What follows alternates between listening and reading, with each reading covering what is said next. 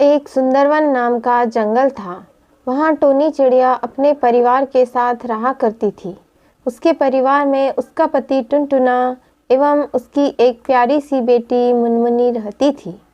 वे बहुत खुशी खुशी रहा करती थी। टुनटुना काम के सिलसिले में शहर चला जाता है एवं मुनमुनी भी पड़ोस में अपनी सहेली के यहाँ खेलने चली जाती है। कुछ समय पश्चात वहाँ टोनी चिड़िया की सौतेली बहन सुंदरी आ जाती है और कहती है, टोनी दीदी, टोनी दीदी। उसकी गहरी आवाज़ सुनकर टोनी कहती है, क्या बात है सुंदरी, जल्दी कहो, मेरा तो जी बहुत घबरा रहा है। वह कहती है कि क्या बताऊं टोनी दीदी, मैं जहाँ रहती हूँ वहाँ के पक्षियों ने मेरे घोंसले को अपने कब्जे में कर लिया है।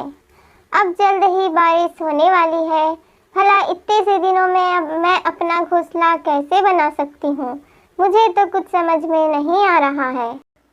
उसकी यह बात सुनकर टोनी कहती है, बस इतनी सी बड़ी बात, तुम हमारे साथ रह लेना। तुम तो मेरी छोटी बहन हो, एक हमारे परिवार का हिस्सा हो। तुम हमारे साथ खुशी खुशी रह सकते। अब सुंदरी टोनी चिड़िया के साथ रहने लगती है। कुछ दिनों बाद टोनी चिड़िया और टुनटुना के रिश्ते में दरार सी आने लगती है। एक दिन टोनी चिड़िया अपने पति टुनटुना से कहती है, क्यों जी, आजकल आप बड़े उखड़े उखड़े से लगते हैं। ना तो हमसे अच्छे से बातें करते हैं और ना ही आप काम में सही ढंग से जाते हैं। क्या बात है? क्या कोई परेशानी है?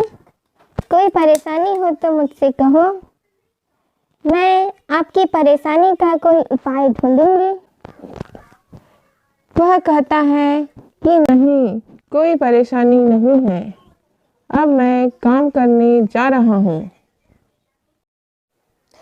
टोनी चिड़िया जब तालाब में नहाने जा रही होती है तो वहाँ टुनटुना और मोहिनी को एक साथ बातें करते देखती है। वह बहुत हंस रहे थे और बातें कर रहे थे। वहाँ बैठकर उनसे पूछती है, अरे टुनटुना और मोहिनी, तुम दोनों यहाँ क्या कर रहे हो? टुनटुना, तुम तो काम पे जा रहे थे और मोहिनी, तुम तो सुबह से बुखार आ गया कह रही थी, पर यहाँ तो तुम दोनों बातें कर रहे हो। टुनटुना यह सुनकर कहता है, ठीक ही हुआ जो तुमने अपनी आँखों से देख लिया। मैं अब तुमसे नहीं बल्कि मोहिनी से प्यार करता हूँ। अब मेरे दिल में तुम्हारे लिए कोई जगह नहीं है। तुम और तुम्हारी बेटी मेरा घर छोड़कर जा सकती हो। यह सुनकर टोनी आश्चर्य में पड़ जाती है और रोते रोते वहाँ से जाने लगती है। रोते हुए टोनी अपनी बेटी मुनमुनी के पास पहुँच जाती है।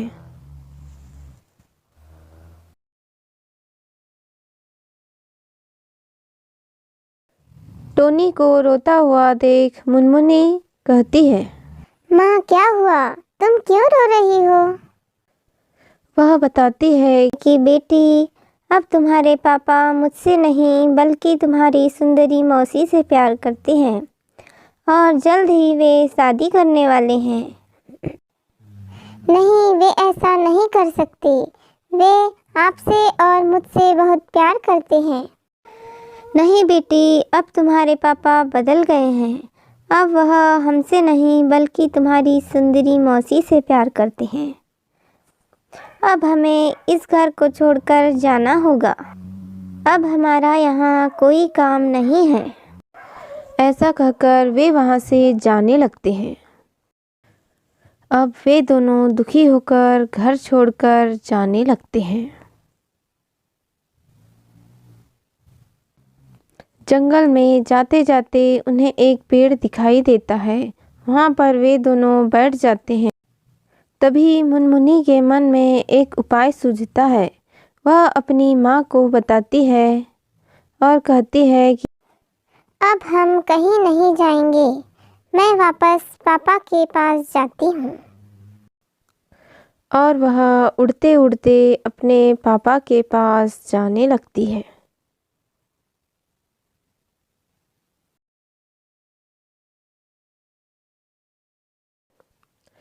अब मुनमुनी अपने पापा के पास पहुंच जाती है और अपने पापा से कहती है, पापा पापा, मुझे अपने पास रख लो। रास्ते में जाते वक्त मेरी माँ को बाज ने मार डाला। मैं किसी तरह जान बचाकर भाग कर आई हूँ। मुझे अपने पास रख लीजिए। यह सुनकर सुंदरी मरा सा मुंह बनाकर कहती है, क्यों नहीं, तुम हमारे साथ रह लो। मैं तुम्हारा दाखिला शहर के बड़े स्कूल में करवाऊंगी। तुम्हारी माँ तो बहुत कंजूस थी, तुमको अच्छी स्कूल में पढ़ा भी ना सकी। उसके मरने पर हमें कोई पछतावा नहीं है। अब मुनमुनी उनके साथ रहने लगती है। कुछ दिनों के बाद सुंदरी टुनटुना से कहती है कि मैंने मुनमुनी का दाखिला शहर के बड़े स्कूल में करवा दिया है। कृपया आप इस कागज पर साइन कर दीजिए। वह कागज टुनटुना की प्रॉपर्टी के थे। वह कागज को देखता भी नहीं और साइन कर देता है। अब टुनटुना की सारी प्रॉपर्टी सुंदरी ने अपने नाम करवा लिया था। दूसरे ही दिन सुंदरी घर का सारा सामान लेकर जाने ही वाली होती है। इतने में मुनमुनी को साहब हाल पता चल जाता है और वह अपने पापा से कहती है, पापा पापा देखिए, सुंदरी मौसी ने हमारी प्रॉपर्टी अपने नाम कर ली है और वह जाने की तैयारी कर चुकी है। इतने में वहाँ टुनटुनी आ जाती है और सुंदरी को कहती है, क्यों रे कलमुही, मैंने तुम्हें छोटी बहन समझकर रहने दिया और तुमने मेरे ही घर को तोड़ डाला और मेरे पति को मुझसे छीन लिया। यह सब देख टुनटुना के पैरों तले ज़मीन खिसक जाती है और टोनी को जिंदा देखकर बहुत खुश हो जाता है और उससे माफ़ी मांगता है। टोनी उसको माफ़ कर देती है और वे सभी लोग खुशी खुशी रहने लगते हैं। तो बच्चों, आपको वीडियो पसंद आया हो तो वीडियो को लाइक एंड सब्सक्राइब ज़रूर करें। करूं, बड़ी ठंडी पड़ रही है, मेरे पास रजाई भी नहीं है। लकड़ी जलाकर तापती हूँ पर माचिस भी नहीं है। चलो अब टुनटुनी मौसी के यहाँ जाती हूँ, उनको बोलूंगी कि चलो लकड़ी जलाकर तापेंगे। ऐसा कहकर टुनटुनी चिड़िया वहाँ से चली जाती है अपनी टुन मौसी से मिलने के लिए। तो अच्छी कहानी लगेगी तो लाइक और सब्सक्राइब जरूर कर देना पर। ठीक, तो देखते हैं अब आगे की कहानी।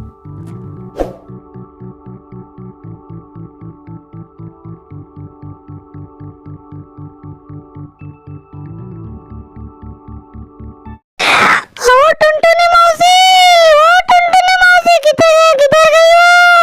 बड़ी ठंडी लग रही है ना, पूरा कोहरा गिर रहा है। लकड़ी वकड़ी तो ला, तापेंगे।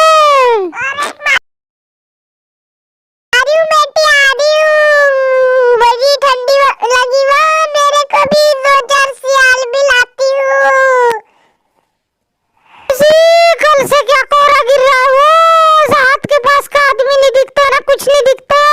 मैं तो कल ऐसे चलते चलते नहीं, वो झाड़ पे टकरा गई थी और ठंडी में से हाथ बहुत भी ऐसे अकड़ जाते हैं। कुछ समझ में नहीं आ रहा है क्या करूँ ना कहानी। तो मैंने सोची टुनटुनी मौसी के यहाँ जाती हूँ, लकड़ी वकड़ी भी है उनके घर, अच्छी तो तापेंगे उनके घर। ऐसा सोच के आई हूँ।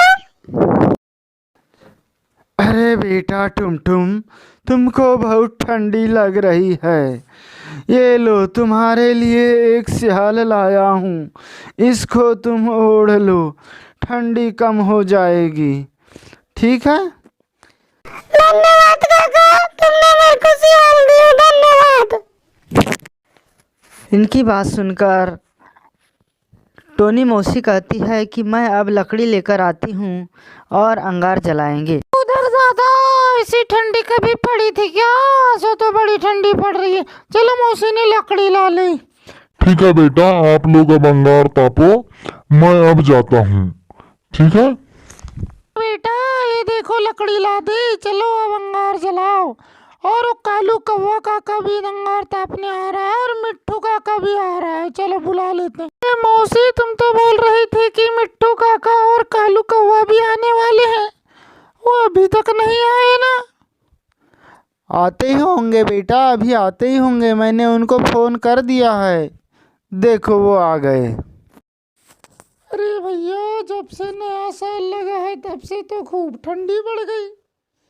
कहते हैं उधर जम्मू कश्मीर और उत्तर प्रदेश तरफ तो आदमी को आदमी नहीं दिखते, वाहन से वाहन टकरा जाते हैं। हाँ भैया ऐसे ही है कुछ ठंडी, इसके पहले तो कभी ऐसी ठंडी देखने में नहीं आई थी। अरे मौसी मुझे तो बहुत गर्मी लग गई, मैं तो सियाल को रख दी। अरे और मौसी हमारे इधर तो इतना कोहरा पड़ रहा है कि कल एक जंगल से मैं हाथी जा रहा था, सामने उसको मच्छर दिखाई नहीं दिया और वो मच्छर से टकरा गया और नीचे 30 फीट गहरी खाई में वो हाथी गिर गया। अरे रे रे रे, बहुत गड़बड़ हुआ बेचारे हाथी के साथ। कैसा रहेगा अब वो हाथी? क्या हाथ पैर टूट गए होंगे उस हाथी के तो। हाँ मौसी, लेकिन वो ना वो मच्छर की भी 2 टांग टूट गई, अभी अस्पताल में भर्ती है। अच्छा अच्छा।